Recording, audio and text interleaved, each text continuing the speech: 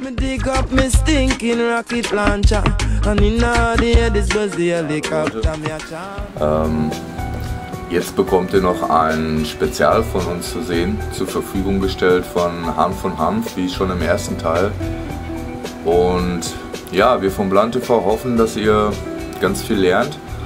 Und es wäre schon nett, wenn ihr euren Freunden, euren Bekannten erzählt, dass es uns gibt.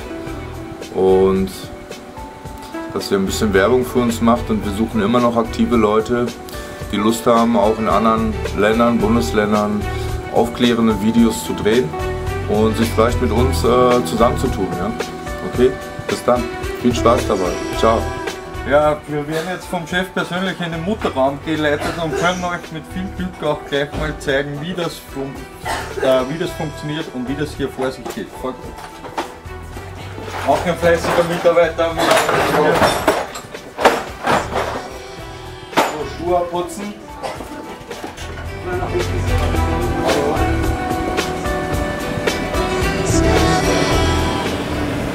Also ihr seht, Leute, hier geht es richtig zur Sache.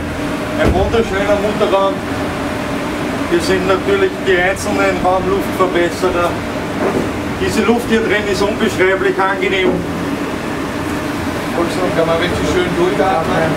Es ist schön feucht und man merkt es wirklich direkt auf der Lunge.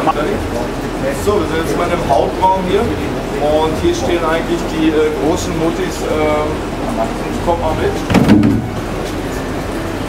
Und hier kann man sehen, dass die richtig schön gewachsen sind. Und hiervon werden eigentlich die Steckis geschnitten. Ja? Also im Grunde genommen werden hier irgendwo zwei neue wachsen geschnitten. Und das ist im Grunde genommen hier der Hauptraum, wo die ganzen Mutterpflanzen stehen und die anderen Zierpflanzen von geschnitten werden. Ja? Der Martin zeigt euch jetzt nochmal den Herbstraum.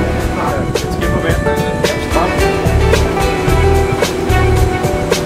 Hier seht ihr schon die nächste Generation, die jetzt für dieses Jahr, für den September schon bereitstehen.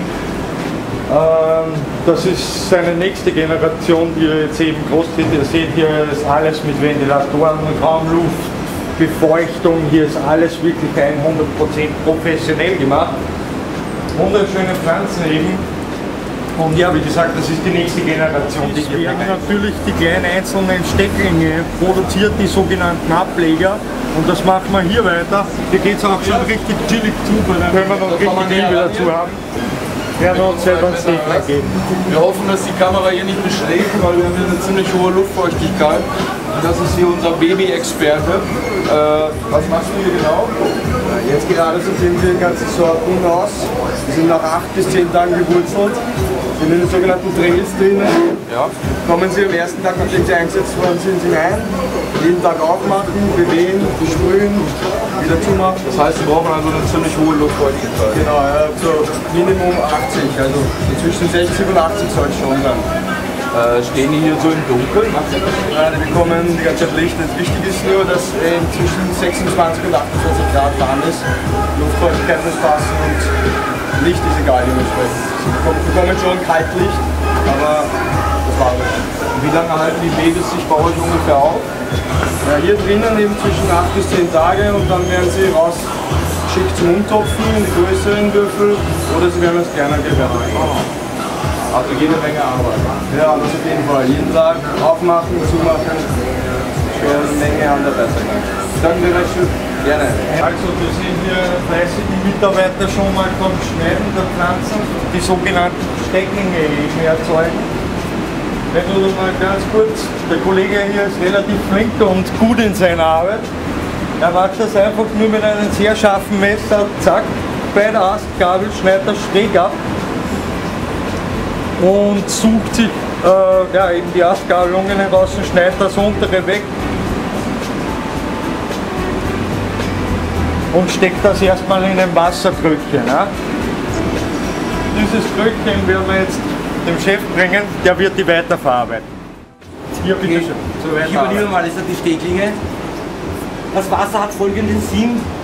Man tut nach dem Trieb schneiden, die Stecklinge gleich ins Wasser geben, damit die unteren Abschnitt keine Luft ziehen tut. Wenn der Stegling jetzt da ein paar Minuten im Freien wäre, könnte er Luft ziehen und dann nicht mehr so gut wurzeln, wie er könnte. Wir haben hier ein Steglingspulver, das ist ein Gemisch zwischen Trichinoderma und Ceratix B.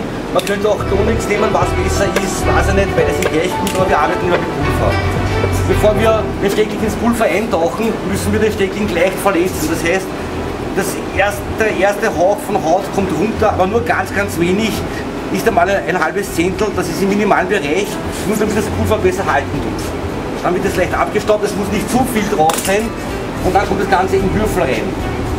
Der Steinwollwürfel ist getaucht in einem pH-Wert von 4,0 und hat einen ganz niedrigen EC-Wert. Der EC-Wert ist bei 0,7, 0,6, er würde auch bei 0,4, 0,3 gehen, weil am Anfang können die Blumen sowieso keine Nahrung aufnehmen, da sie noch gar keine Wurzeln haben.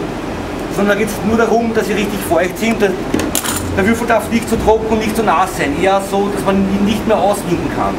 Nachher wird die Krone nur in Fasson gebracht und reingesteckt. Das ist es. Das Ganze noch einmal, jetzt ein bisschen schneller.